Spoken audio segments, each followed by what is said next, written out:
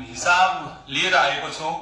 खास गरी यो लिएर आउनुको मेन उद्देश्य के हो, धेरै विद्यार्थीहरूलाई कन्फ्युजनमा कुनै कुनै टिचरहरूले राख्नु भएको छ कि यो डाइरेक्ट किन गर्ने, इनडाइरेक्ट गर्छौ भने म मार्क दिन्छु, यस्तो बनायो मैले भनेको जस्तो बनायो भने म मार्क दिन्छु नत्र फेल गराइदिन्छु। यही कारणले गर्दा हाम्रो एसईको रिजल्ट खस्किँदै गएको छ मलाई लाग्छ। किनभने पढाउने टिचरको शैली विभिन्न खालको हुन्छ, सबै टिचरको एक नासको हुँदैन। त्यस कारणले गर्दा सबै विद्यार्थीले एक नासको हिसाब त गर्दैन। त्यो आफ्नो मोडलले जुन मोडलले बनाएको छ त्यो मोडल अनुसार पढेको छ, जुन मोडलले बनाएको छ त्यो अनुसार चेक गर्नु तपाईहरु कि यो हिसाब वास्तवमा ठीक छ कि छैन। यदि हिसाब बनाउने प्रोसेस गलत छ भने मार्क नदिनु, काट्नु त्यसलाई। यदि प्रोसेस र हिसाब ठीक छ भने मार्क किन नदिने? यसको मतलब कहीं न कहीं त्यो विद्यार्थीसँग तपाईहरुको ईर्ष्या छ। खास गरी धेरै टिचरहरु एकदम 5 वटा 7 वटा सब्जेक्टहरुमा पीएचडी गरेको मैले सुनिरहेको छु कि म यस्तो पीएचडी गरेछु, यसमा पीएचडी गरेछु, मैले जे भन्छु त्यही तिमीहरुले गर्नुपर्छ नत्र म काटिदिन्छु। त्यसको लागि यो राम्रो कुरो होइन। किनभने विद्यार्थी भनेको सबै हाम्रै हो। मत नै ला सबभन्दा पहिला त्यो हिसाबको प्रोसेस हेर्नु, हिसाब सही छ कि छैन। मलाई लाग्छ कि धेरै टिचरहरुको सोच के छ कि मैले बाबाको पालामा जुन पढाइ पढेछु त्यही अनुसार म पनि पढाउँछु र त्यही अनुसार तिमीहरुले पनि बनाउनु पर्छ, तब म मार्क दिन्छु नत्र म फेल गराइदिन्छु। यो त विडम्बनाको कुरो हो। बनाउनेहरुले बनाइदियो, फर्मुला बनाइदियो, सूत्र बनाइदियो, तपाईमा के क्षमता छ, कस्तो क्षमता लिएर तपाई पढ्नु भएछ त्यो अनुसार तपाईको आफ्नो कुरा कसरी इजी लागिरहेछ त्यो पहिला हेर्नु। तपाईहरुले भनिराख्नु भएको छ कि डाइरेक्ट भयो रे, मानौ मलाई नाक समात्नु छ भने यो तपाईहरुले सिकाइराख्नु भएको छ कि यस्तो समात्नु, यस्तो नत्र म मार्क दिदैन। हे तेरीका, यस्तो पनि समात्नु, म सुरुदेखि यस्तो समातेछु, अब कसैले बताइदियो यस्तो समात्नको लागि, यसको अर्थ भयो त्यसले नाक समातेन। कस्तो दुःखको कुरा तपाईहरुले गरिराख्नु भएछ, विद्यार्थीहरुलाई नर्भस गरिराख्नु भएछ कि म भनेको जस्तो तिमीहरु बनाउँछ भने म मार्क दिन्छु नत्र भने म काटिदिन्छु। यो कहाँको प्रोसेस भयो यार? गजब पीएचडी गरेको, कस्तो कस्तो कुन कुन विषयको कारण पीएचडी गरेछु रे, त्यो पीएचडी को केही काम भएन। तपाईहरुले आफ्नो मार्फत यदि विद्यार्थीहरुलाई केही दिनु भएको छैन भने प्लिज त्यो बनाइरहेछ भने त्यसको प्रोसेस हेर्नु, प्रोसेस सही छ भने, छैन भने, सूत्र सही छैन भने काट्नु, नत्र म जस्तो गरेछु त्यो अनुसार बनायो भने म मार्क दिन्छु। कहाँको यो सोच हो? यो विद्यार्थीको मनोबल गिराउने खालको सोच छ कि बढाउने खालको सोच छ? मानौ मैले एउटा प्रश्न यहाँ लेखिदिए, वार्षिक चक्रीय ब्याज अनुसार कुनै रकमको मिश्र धन 2 वर्ष र 3 वर्षमा क्रमशः 23,328 र 25,194.24 हुन्छ भने ब्याज दर पत्ता लगाउनुहोस् र उक्त रकम पत्ता लगाउनुहोस्। मैले पढेछु, ठीक छ, म पनि पढेछु। प्रथम शर्त अनुसार अथवा 2 वर्षको लागि CA1 बराबर P * 1 + R/100 पावर T, अनि त्यसको प्रोसेस समीकरण 1। फेरि प्रश्नको दोस्रो शर्त अनुसार CA2 बराबर P * 1 + R/100 पावर T, समीकरण 2, अनि प्रोसेस समी 2 मा समी 1 ले भाग गर्ने, सबै गर्दा गर्दै 1.5 पना जान्छ। अब 1.5 पना जान्छ भने तपाईहरु खुश हुनुहुन्छ। त्यस्तो विद्यार्थी गर्यो भने तपाईहरुलाई राम्रो लाग्छ कि 1.5 पना गयो, अब म मार्क दिन्छु। हे तेरीका, किन यति डेभलप भयो? पहिला त हामी जन्तीहरुमा जाँदाखेरि बैलगाडामा जान्थ्यौ। 15 किलोमिटर 20 किलोमिटर जानु पर्थ्यो भने 10 बजे 11 बजे हिँड्नु पर्थ्यो। तर अहिले किन 5 मिनेटमा दुल्हा दुलही लिन आइरहेछ, बिहे गर्न आइरहेछ, 5 मिनेटमा 10 मिनेटमा त्यो पुगिरहेछ। यसको अर्थ भयो त्यो केटीले त्यो अवस्थामा त्यो केटीले के भन्छ कि म बिहे गर्दिन, तिमी किन छिटो आयो, 5-10 मिनेट 20 मिनेटमा किन छिटो आयो, म बिहे गर्दिन, तिमी ठेला गाडामा आऊ, बैल गाडामा आऊ, 2 घण्टा 3 घण्टा 4 घण्टा लगाएर आऊ अनि म बिहे गर्छु। कहाँ हो प्रोसेस हो यार? दुनिया कहाँबाट कहाँ गयो? अनि तपाईहरु विद्यार्थीहरुलाई नर्भस गरेर राखिदिनु भएछ कि यो डाइरेक्ट भयो रे, तिमी डाइरेक्ट किन गर्यो रे, इनडाइरेक्ट किन गरेनौ, 1.5 पना किन गएन, 1.5 पना गएन भने म मार्क दिदिन। अरे टिचर, त मैले के भने यो त प्रोसेस हामी गरिसकेछौं। समी 1 समी 2 मानेर समी 2 मा समी 1 ले भाग समी 2 मा समी 1 ले भाग गर्दा पी कटायौं, आर को मान आयो, आर को मान समी 1 मा राख्यौं। तर मैले के गरे, त्यही फर्मुलालाई जुन यसको जन्म दिएको छ यो सूत्रहरूको, त्यही फर्मुलालाई मैले आफ्नो दिमागले त्यसलाई एकचोटी मैले तोड्न प्रयास गरे, फरक गर्न प्रयास गरे। एकचोटी म यही भिडियो मार्फत तपाईहरुलाई बताउन गइरहेको छु। यदि प्रोसेस मेरो ठीक छ भने कमेन्टमा ठीक भन्नु होला, यदि प्रोसेस कहीं गल्ती छ भने तपाईहरु गलत भन्नु होला र प्लिज कमेन्ट मार्फत मलाई सल्लाह दिनु होला कि वास्तवमा यो प्रोसेस हाम्रो अहिलेको विद्यार्थीको लागि, किनभने डेभलप हाम्रो हुँदै गइरहेको छ, टेक्निकलको डेभलप भइरहेको छ भने हाम्रो माइन्डको पनि अलिकति डेभलप हुनु पर्यो नि पहिलेको तुलनामा। त्यही अनुसार यदि विद्यार्थीलाई यो इजी लागिरहेछ भने भन्ने नि यो इजी छ, ठीक छ, यो समझमा आइरहेछ, तिमीले त यही अनुसार गर। त्यो प्रोसेस यदि गलत छ भने, बनाउने तरिका गलत छ भने, सूत्र गलत छ भने तिमी हजुरहरुले काट्न मिल्छ। तर यदि सही छ भने कसरी काट्ने यार, ईर्ष्या गरेर कि विद्यार्थीले म भनेको जस्तो गरेन भने म मार्क दिदिन, यसको अर्थ भयो तपाईहरुले मनोबल गिराइराख्नु भएछ, तब गएर यसको नतिजा यो भइरहेछ। मैले के गरे यहाँ मेरो मार्फत अनुसार मैले लेखे 2 वर्षको चक्रीय ब्याज, 2 वर्षको चक्रीय मिश्र धन CA1 बराबर मैले लेखिदिए रु 23,3,28। फेरि लेखे 3 वर्षको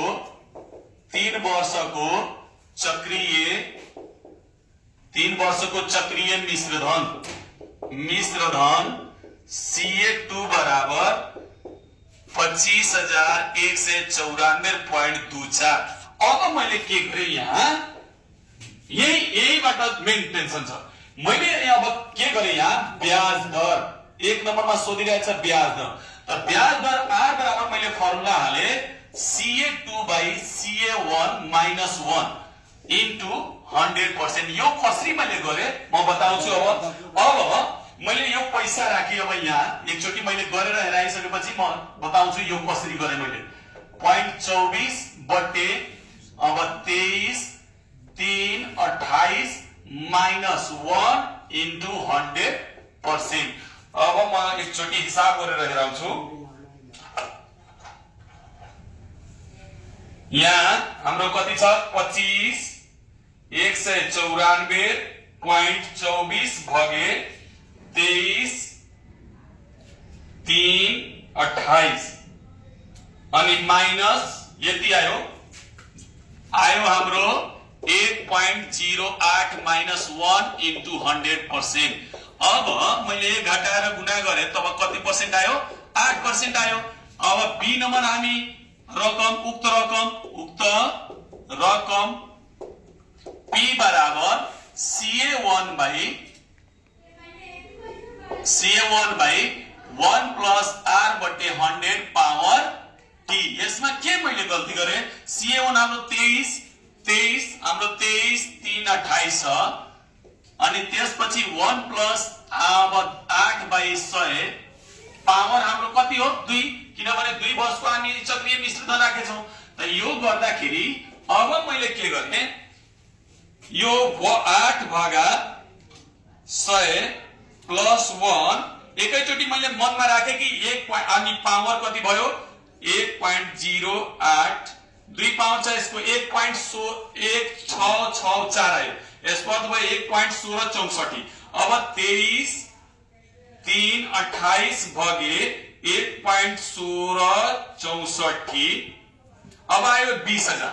अब हेर्नु त मैले यसमा के गल्ती बताएको छु विद्यार्थीहरुलाई, त्यही पत्ता लागिरहेको छैन कि यो हाम्रो मिनेट, यहाँ सरले के भनिराख्नु भएछ कि बढी मिनेट लागेन रे। मिनेट किन लागेन, मैले अब यो के गरे, अब कति जनाले कमेन्टमा गलत कमेन्ट पनि गर्छ कि यो हेरेर तपाईले गर्नु भएछ।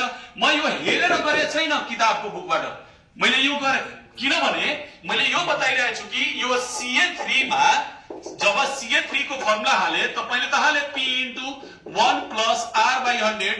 विद्यार्थी भाइ बहिनीहरु पनि राम्रोसँग हेर, यो कति कन्फ्युजनमा टिचरहरु राखिरहेछन्।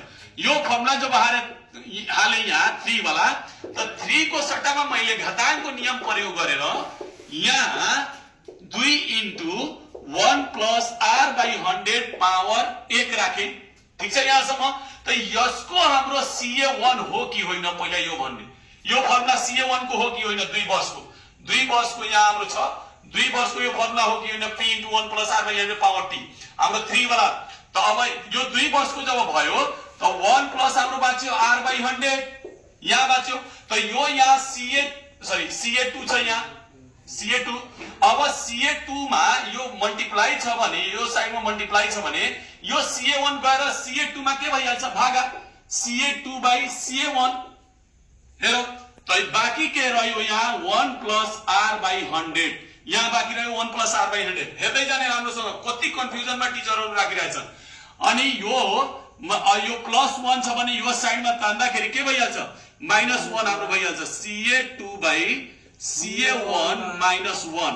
अनि यो हेर्ने अब बाँकी कति रह्यो R/100 बाँकी कति रह्यो R/100। त यो साइडमा यदि भागा छ भने त्यो साइडमा लग्दाखेरि के भइहाल्छ हाम्रो गुणा भइहाल्छ।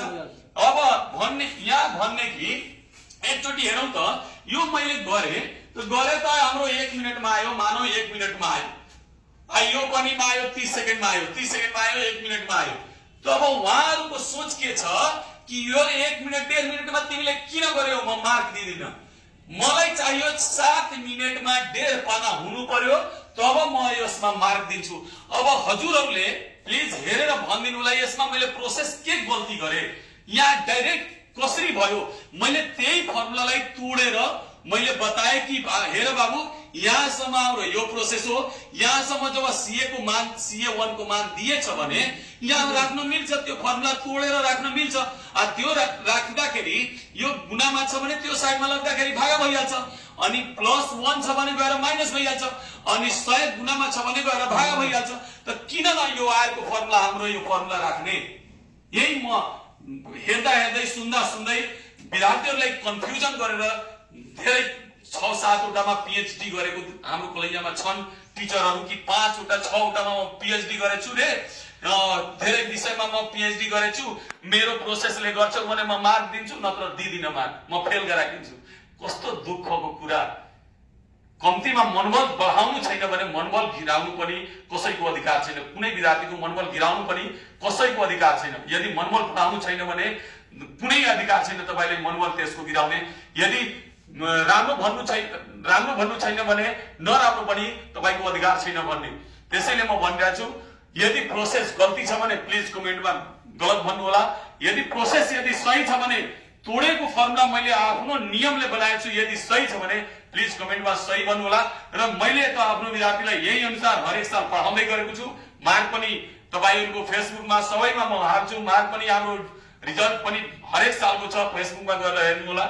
लगभग 7 जनाको A छ 1 जनाको A+ छ त्यसैगरी 32 जना त्यसमा पास भएछ यसपाली। जबकि यसपाली हाहाकार थियो रिजल्टको रिजल्ट कति खतम थियो त्यो पनि 32 जना छ गएर फेसबुकमा अथवा टिकटकमा हेर्न सक्नुहुन्छ।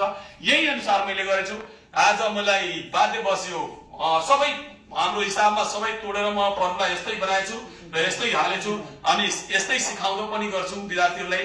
यदि त्यस्तो गल्ती भइदिएको भए रिजल्ट मेरो नराम्रो आउँथ्यो। तपाईहरु हेरेर भन्नु होला कि रिजल्ट कस्तो छ। हरेक सालको रिजल्ट म हाल्ने गर्दछु यही अनुसार मैले पढाउने गर्दछु। तर विद्यार्थीहरु कन्फ्युजनमा सर यस्तोमा सानो भयो सानोमा भनिराख्नु भएछ सरहरु कि म मार्कै दिदिन। सानो र ठूलो कहाँबाट आयो यार। प्रोसेस सही छ भने भन्नु प्रोसेस सही छ मार्क सही छ बनाउने तरिका सही छ मार्क दिनु छैन भने भन्दिनु कि यो गल्ती छ। तर काट्नु त भाइ यो त काटेर त हेर्नु म बताउँछु कि कहाँ के कति छ। यो काटेर दम्छ भने यसलाई काट्नु कसरी यस्तो भयो म बताउँछु कसरी यस्तो भयो। जब 7 वटामा काम PhD गरेको मान्छेलाई थाहा छैन भने कसरी यस्तो भयो त म बताउँछु तपाईलाई कसरी यस्तो भयो। हस् त्यसैगरी यसैले यही भिडियो मार्फत म प्लिज विद्यार्थीहरुको मनोबल तपाईहरु नगिराइदिनु। जुन विद्यार्थी छ हाम्रै विद्यार्थी हो सबै यो हाम्रो नगरवासीको विद्यार्थी हो। यसलाई अगाडि कसरी बनाउने थप ऊर्जा कसरी दिने त्यो अनुसार तपाईहरु प्लिज उनीहरुलाई प्रोत्साहन गर्नु हौसला बढाउनु। जे जति छ आफ्नो कोही हुँदैन सबै आफ्नो हुन्छ र सबै बिरानो हुन्छ। त्यसैगरी सबै विद्यार्थीहरुले हौसला बढाइदिनको लागि म यही भिडियो मार्फत पनि भन्न चाहन्छु। हस् धन्यवाद।